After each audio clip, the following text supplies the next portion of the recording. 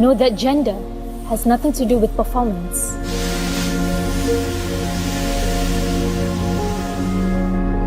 Know that age doesn't dictate the quality of work contributions.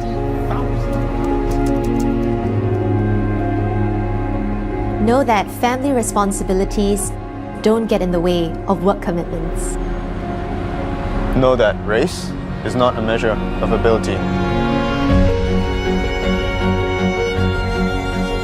We know, and we hire based on merit. We know, and we build a supportive environment for our employees.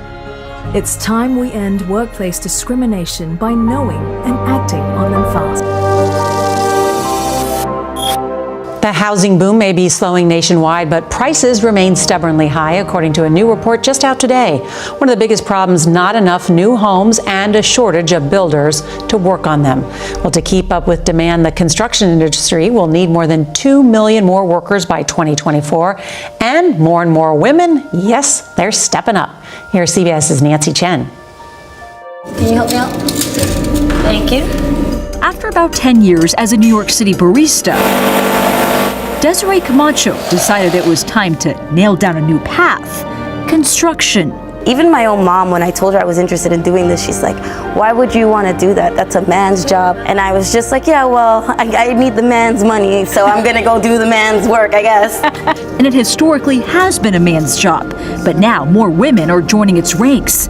The industry boasts one of the country's narrowest pay gaps, with female construction workers earning about 95% of a male worker's median pay, in jobs that often don't require a college degree. And as the number of women in construction has increased more than 50% in a decade to more than 1 million, it's in part because of recruitment campaigns like this one. One of our big values is legacy. Would you call women an untapped market? It's absolutely an untapped market. We are fighting workforce shortages with one hand tied behind our back. Brian Termale is with the Associated General Contractors of America, which launched a digital outreach urging women to consider construction jobs, attracting tens of thousands of applicants. And it's everything from the basics, like take the darn pinup calendar off the trailer wall, to more fundamental changes in thinking about how do we create an environment that's more welcoming, how do we listen to new people. In the Carolinas, Samet Corporation started offering paid parental leave. Women now make up nearly 20% of its workforce. Back in New York, Camacho enrolled in trade school after spotting an ad on the subway. Do you think women could be the answer to the labor shortage? We're here, we're strong, we can do the work also, and we have been showing up to do it. Women make up roughly 11% of the country's construction workforce. And another note on higher pay, Nora, the median salary for a construction manager last year was nearly $100,000. What a great story. Nancy Chen, thank you so much.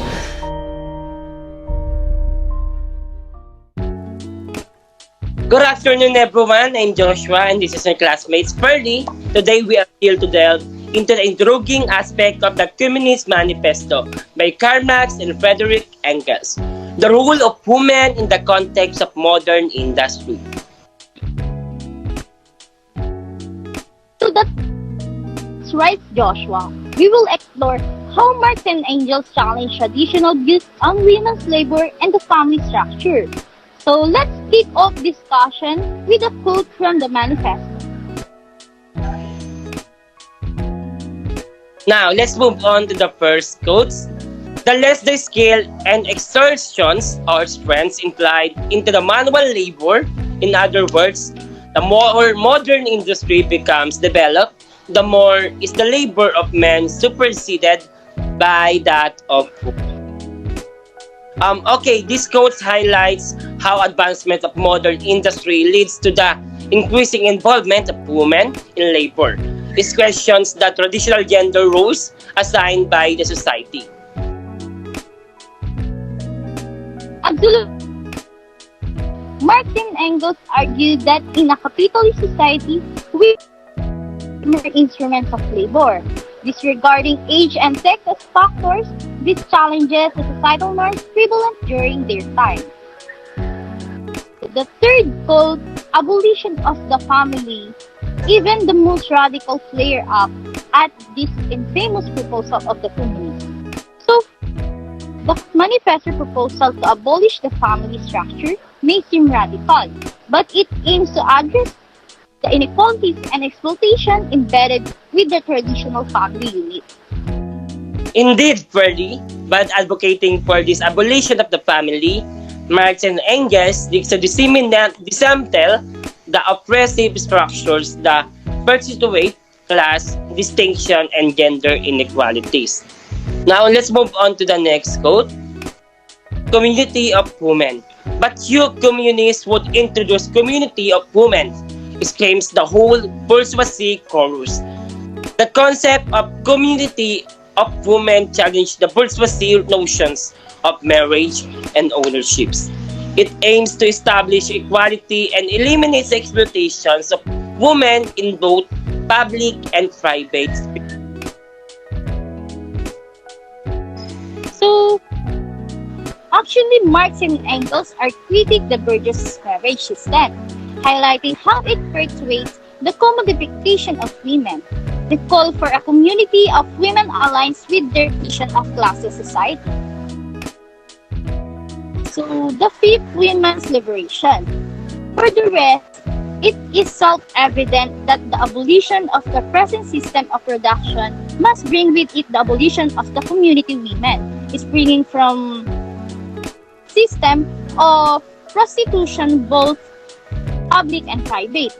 So for me, the liberation of women is from the shackles of exploitation is a central theme in Marx and Engels' works. So they argue that the transformation of the production system is essential for the emancipation of women, the societal constraints.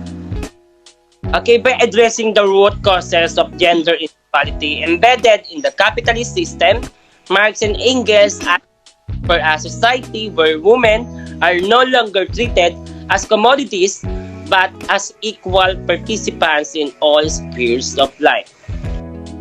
Now, we have explored the key ideas regarding the woman in the Communist Manifesto. Let's dive deeper into the implications of Marx and Engels' perspective of gender equality and societal transformations. But before we move on to the processing question, we invite you to share your thoughts, reflections, or question on the role of women as frustrated in Manifesto.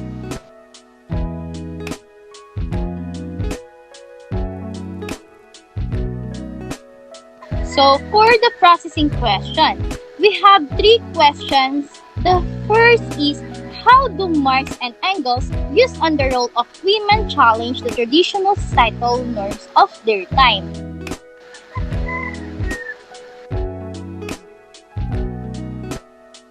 The second question, in what ways does the concept of a community of women proposed in the Communist Manifesto aim to address gender inequality and exploitation?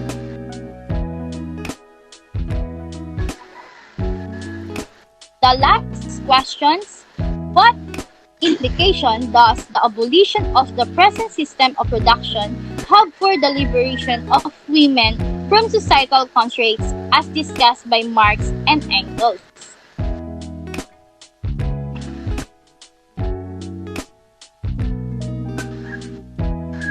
Okay, to conclude our discussion, let's reflect on the revolutionary ideas presented by Marx and Engels regarding the role of women in the society. Thank you for your all active participations and valuable contribution to this forum. So remember, the quest for gender equality and social justice is an ongoing journey. Let's continue to the challenge norms and strive for a more inclusive and equitable future. Thank you and have a wonderful day.